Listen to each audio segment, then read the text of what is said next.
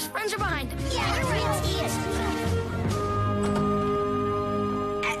The Birds and the Flowers by Mikey Blumberg. Now that sounds like the old Mikey. At precisely 10:14, my eyes observed exactly one butterfly, hovering 18 inches above 12 flowers of varying hues. At 10:15, my ears received information regarding a bird that was producing a song-like noise for 34 seconds. At 10:16, I decided to record these observations and did so. In this, the poem I call The Birds and the Flowers. Very good. 5-minute break.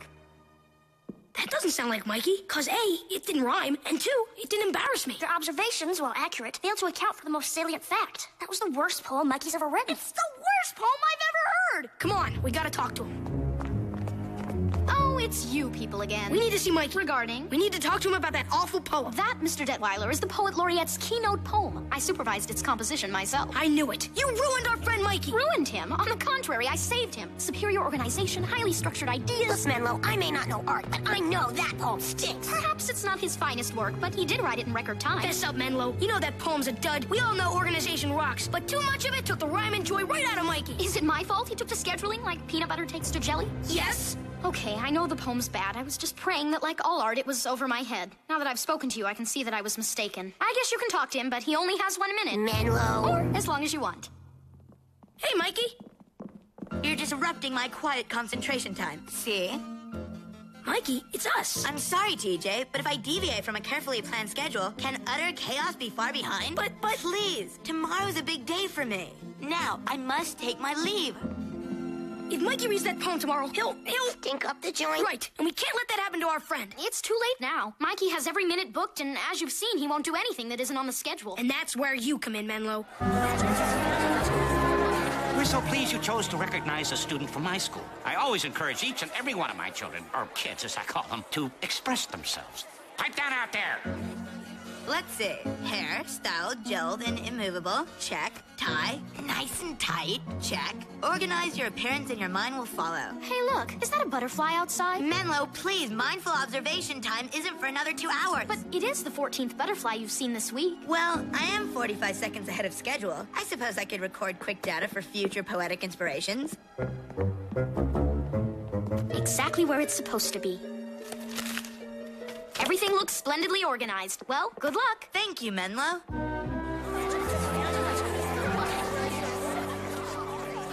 Ladies and gentlemen, I am proud to introduce to you the Poet Laureate of the entire school district, my very own Mikey Blumberg, who will now recite for us his keynote poem. That's Mikey? What, his hair? His tie? His shirt? He looks so together.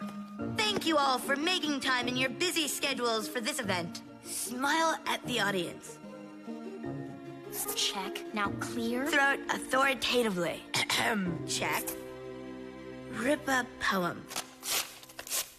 Check. Oh, no! Say, Prickly, what's that boy doing? Performance art? Who? My friends! How could they do this to me? The finest minds of my grade have betrayed me! Prickly, this is highly unusual. I know, sir. These so-called friends. Oh, woe, alack, and so on. I'm at a loss to go on. Such a terrible deal. It makes me feel. It makes me feel. Indeed, it makes me feel. Oh, such feelings I had long forgotten. The poem I wrote, oh, it was rotten. So what if I'm disorganized? I don't need planners or these clip-on ties. Were it not for my friends, I might not have known. What makes me special, I might not have shown. Which is why I call this the poem most dear to my heart. Ode to my friends, including Menlo. That's the most beautiful thing I've ever heard. Pretty cool medal, Myko. You should be proud of yourself, Mikey. Thank you all for reigniting the passion in my soul. Even if you did trick me. You just needed a little lightening up is all. Now if only we could get Menlo to lighten up. Spinelli, Menlo is one guy that'll never lighten up. Stand behind the line of yellow color so straight and fine. Waste, I'll not condone. Procedures I'll provide you. Oh, my.